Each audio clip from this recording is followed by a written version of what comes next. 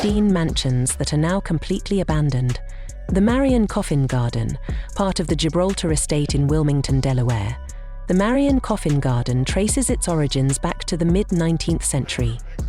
The mansion itself was built in the 1940s by John Rodney Brinkle, but it wasn't until the early 1900s that the gardens truly flourished. Hugh Rodney Sharp Jr. hired Marion Kruger Coffin, one of the first female landscape architects in the US, to design the estate's gardens.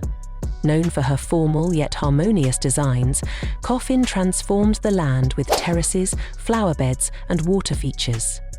By the late 1960s, Sharp had lost interest in maintaining the gardens, and after his death in 1990, the estate was left to deteriorate. The once pristine terraces were overtaken by ivy and weeds, statues became obscured by overgrowth, and the reflection pool turned stagnant. Nature began to reclaim the estate, and today, while the mansion remains shuttered, the gardens are a living tribute to Marion Coffin's vision, carefully maintained to balance the past and the present. Villa dei Vici, located in the forested hills east of Lake Como in northern Italy, Villa dei Vici, also known as the Ghost Mansion, was built between 1854 and 1857 by Count Felix dei Vici, a hero of Milan's liberation.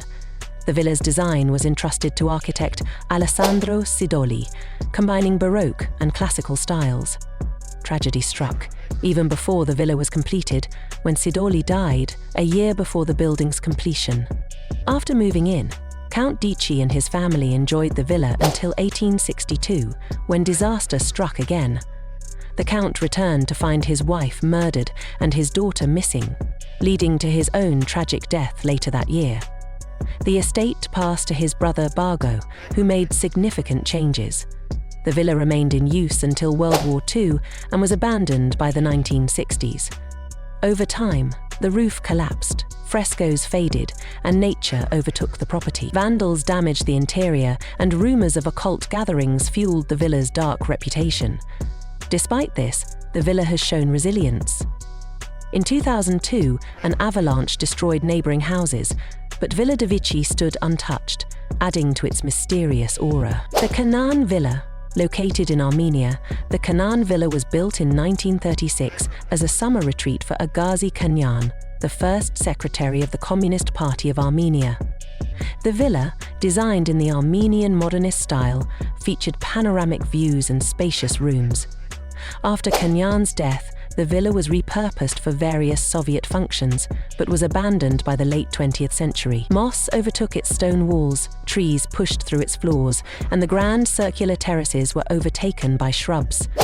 The local legends speak of ghostly figures wandering the hallways at dusk, adding to the villa's eerie reputation.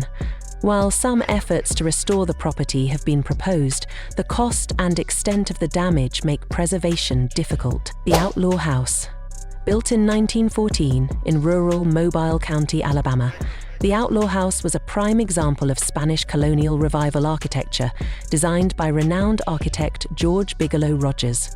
In 1925, George Outlaw, co-founder of Morrison's Cafeteria, acquired the property, with local law suggesting he won it in a high-stakes poker game. Outlaw expanded the estate, creating a 17-acre lake and even using it to generate electricity for the house. However, after his family moved away in 1940, the estate slowly fell into neglect. The property was briefly leased in the 1960s and renovated in the 1980s, but by the early 2000s it was largely unused. In 2021, the house was tragically consumed by fire, and the remains were bulldozed later that year, erasing this once grand estate. Honos Hall, located in North Wales, dates back to the early 16th century. The present building, constructed in 1866, was designed by renowned architect Sir George Gilbert Scott. Over the years, the estate served as a family home, school, college, and care home before closing in 1993. Its design showcased Venetian Gothic elements with elaborate stonework, narrow windows, and intricate tracery. Unfortunately, a fire in 2004 destroyed much of the structure, and nature began to reclaim the site. Trees grew from the floors and wildlife found shelter in the decaying building, which now serves as a haunting reminder of its past. House and Hall, built in 1893 in Millbrook, New York, was commissioned by wealthy publisher H. J. Davidson Jr. and designed by architect James E. Weir. Initially intended as a hotel, it closed soon after opening and was later purchased by Bennett School for Girls. After Bennett College closed in 1977, the building was abandoned and nature began reclaiming it. Ivy covered the walls, trees grew through the floors, and the building's interior decayed. In 2012, the property changed hands due to a bank failure, but demolition plans were delayed. Finally, in 2021, demolition began, and today the site is being repurposed as a public park, preserving the memory of House and Hall's once grand existence. The Holt House. Tucked among the pathways of the Smithsonian National Zoo in Washington, D.C., stands the Holt House, built between 1805 and 1810. Originally a summer villa, it served as an office building for the Smithsonian by the 1980s. Over time, termite damage and structural instability made the house unsafe. By the 2000s, it was clear that restoration was unlikely, and the house fell into a state of abandonment. Slowly overtaken by nature, it has become part of the surrounding environment, serving as a skeletal reminder of the fragility of historic structures. The James Mellon House, located in the outskirts of Paca, Florida. The James Mellon House stands as a fading relic of wealth. Built in the late 19th century by financier James Ross Mellon, it served as a winter retreat for the Mellon family. At its peak, the house was a social hub, but after James's wife passed in 1919, the estate gradually lost its vibrancy. The property changed hands several times before being abandoned in the 1970s. Left to the Florida humidity and encroaching vegetation, the house decayed. Despite its deterioration, the home remains a testament to 19th century craftsmanship, with vintage radios and framed artwork sitting undisturbed in the ruins. The items within the rooms of the home are frozen in time, offering a haunting glimpse into the lives that once filled these spaces. Personal belongings, children's toys, books, and glassware are scattered throughout, each piece telling a silent story of a past that is no more. At number 7, we explore the Tanglin Hill Brunei Hostel. Established in 1958, this hostel was built to accommodate Brunei students studying abroad, as the country's educational system was still developing. Singapore, a key regional hub, became the destination for many of these students, especially those from Brunei's Islamic educational stream. Over time, the hostel expanded to cater to students from English and Malay backgrounds as well. The building is a prime example of mid-20th century colonial architecture, with high ceilings, long hallways, and large windows that allow natural light to flood the rooms. The solid materials used in its construction were designed to withstand Singapore's humid climate. By the early 1980s, Brunei's improving education system reduced the number of students going abroad, and by 1983, the hostel closed its doors.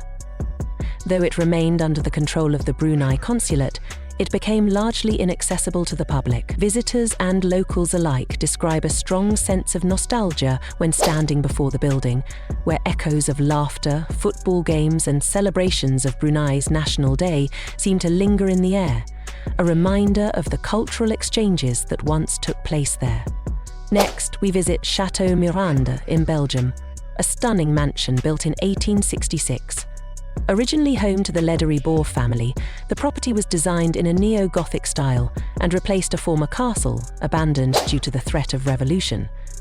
The mansion was used as a residence until World War II, when it was repurposed by the Belgian Railway Company. In the 1950s, it became an orphanage, gaining a grim reputation as noisy castle. After the orphanage relocated in 1980, the building became a target for vandals.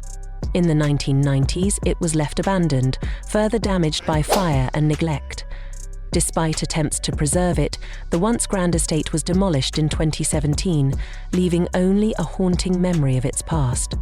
Visitors have often reported eerie feelings and strange occurrences, with the atmosphere of the place said to echo the tragedy and trauma experienced by the children who once lived there. Further along, we come to the Durham House on the Isle of Wight. Dating back to the early Norman period, the site originally housed a Norman priory around 1100, later transformed into a Tudor manor by the Worsley family in 1772.